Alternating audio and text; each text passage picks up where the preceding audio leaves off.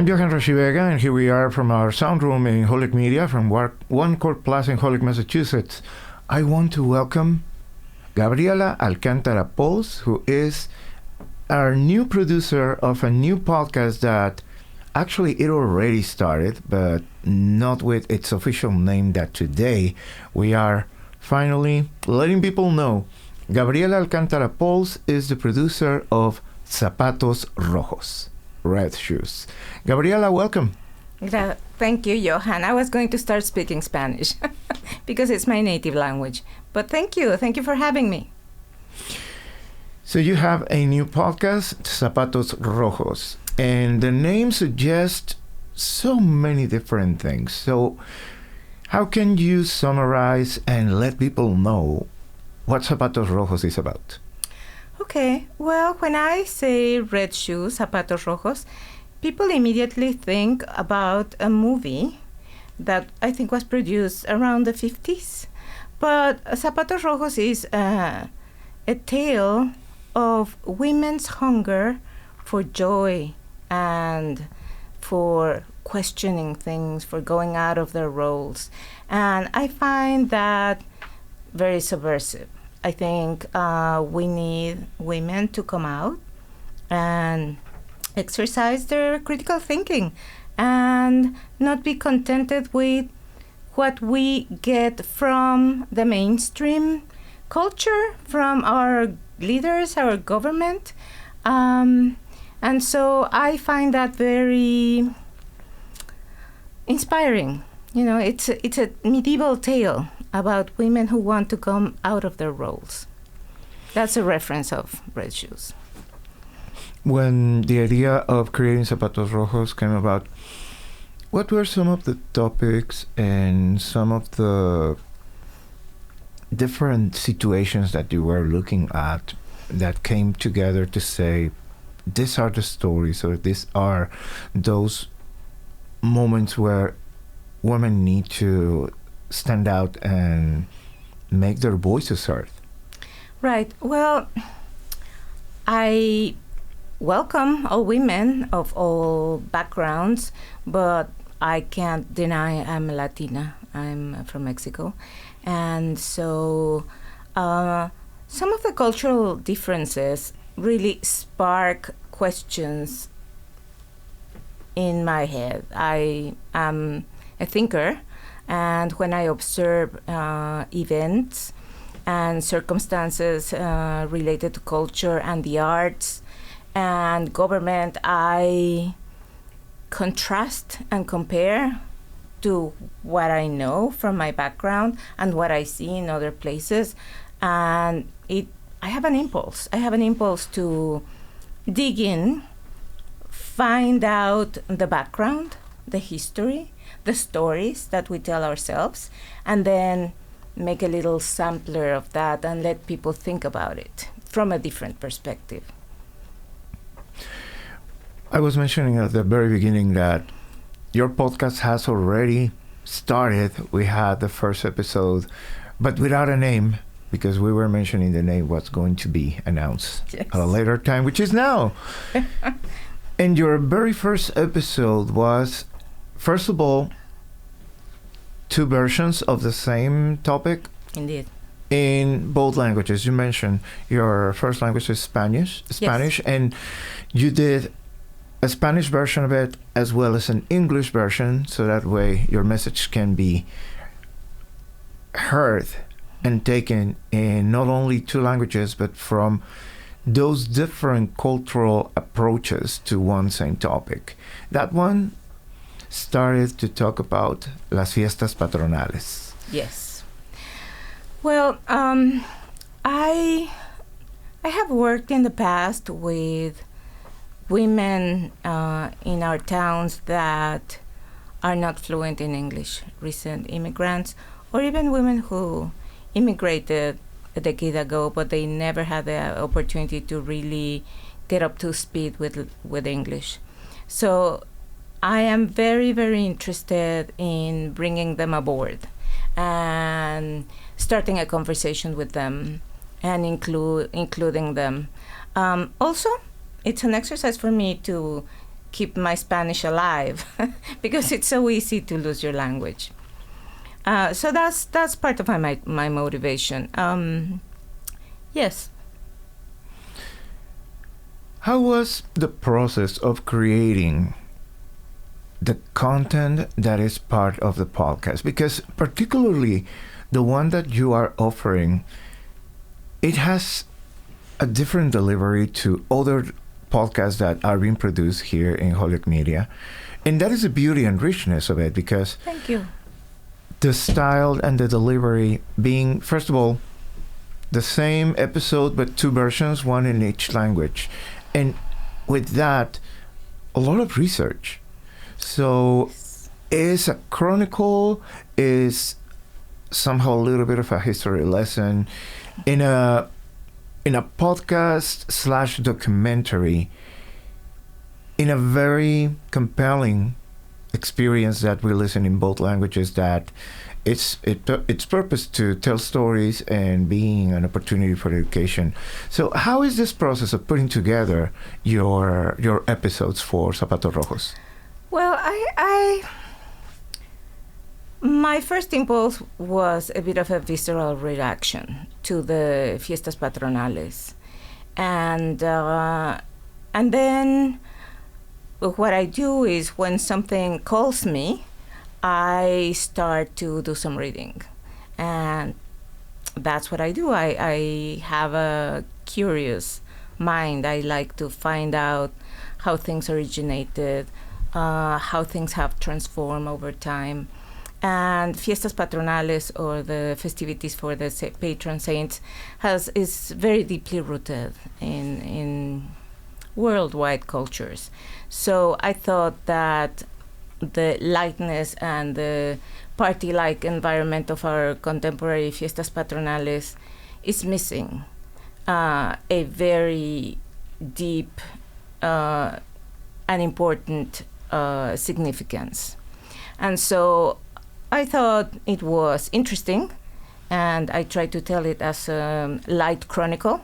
I can't deny I've been an educator for many years, and so I tend to formulate things a bit as a lesson, and I'm trying not to be heavy-handed. So yes, I would like to sound my podcast to sound more like a story, not a lesson, but. And going to particularly that experience as a teacher. Yeah.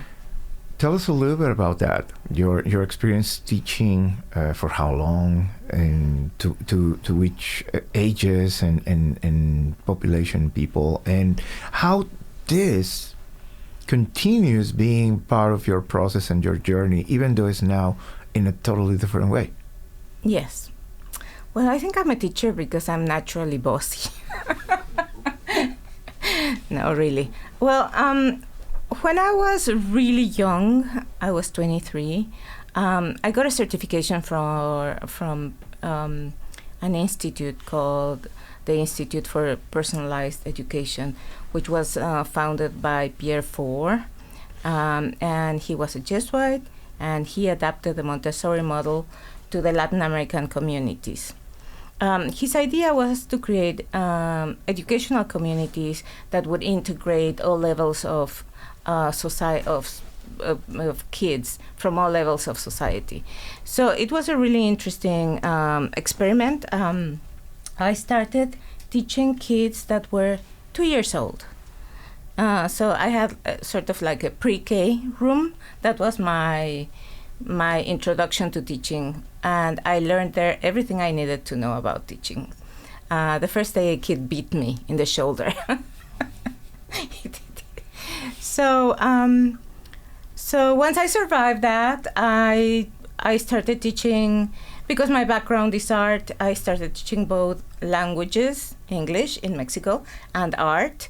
And I taught in elementary, junior high, and high school. And then I sort of organically transferred into teaching English within corporations to executives. So I taught in many different settings, like international mediators, lawyers, marketing executives, all sorts of people. And then I came into the US, and I coordinated an academic program in Northampton for foreign language. And now I'm still teaching. I teach a conversational Spanish class at the Chamber of Commerce, which is very informal. It's for people who have learned the taxonomy of Spanish during many years, the grammar, and are unable to talk, to produce speech. And so that's my specialty. I really like the unconscious part of learning, the organic part of learning, where we really don't know if it's a noun, a verb, but we know the rhythm of the language and the meaning of language, and we can use it. So that's what I'm doing now, aside from my podcasts. So I really love language. I love words. I think each word is like a gift, and it's waiting for us to use it and unwrap it and know its origins. And I love to use words. I love wordsmithing. How it has been during this process of getting immersed into podcast creation and podcast production? How it has been your experience, especially when it's something that for many people is still new, maybe not as a listener, but definitely as a creator of, and how this has amplified maybe your excitement to continue teaching and learning at the same time? Right. Well, I must say that thanks to you, it has been quite an easy process. Of course, at the beginning, it's a little nerve-wracking. One is always aware of one's accent and, the diction and the intonation and the timing, and one is always afraid of offending people and, skirting fine lines between chronicle and teaching and being too academic or being too light or being politically correct or not, what is considered politically correct in our environment. So, yeah, it is complicated to put together a balanced content, but at the same time, it's really exciting. And the logistics have been really easy, thanks to you, I should say, and to Holyoke Media. And I've gotten really good feedback from the podcast. What are your plans, expectations, any hints on upcoming episodes and topics that will be covered on Zapatos Rojos? Yes. So there's a new podcast coming out soon in reference to the day of the month, rather, of the Hispanic Heritage. So that's a lighter, sort of shorter podcast. It's not as heavy on the history as the last one. And then there's some surprises coming for that month as well, for between September and October. I think I'm also going to incorporate a couple of interviews. And I want to showcase the Latinos in the area, specifically Latin Americans from South America and from Central America, that have very little visibility, and they are a pillar of our communities. They cook for us, they pick up our produce, they are our neighbors, they're our students. So yes, I want to showcase some of those people. So what will be the expected takeaway from the audience when they listen to your podcast? Well, I hope that it will prompt them to ask some questions. I don't have all the answers. I don't pretend to have all the answers. I'm not one to say this is my position and it's the position that is correct. But I'm not afraid of questioning mine or others' positions and ideologies. So I hope that people will be encouraged to open their minds a little, right? Get a little out of their bubble and think from a different perspective.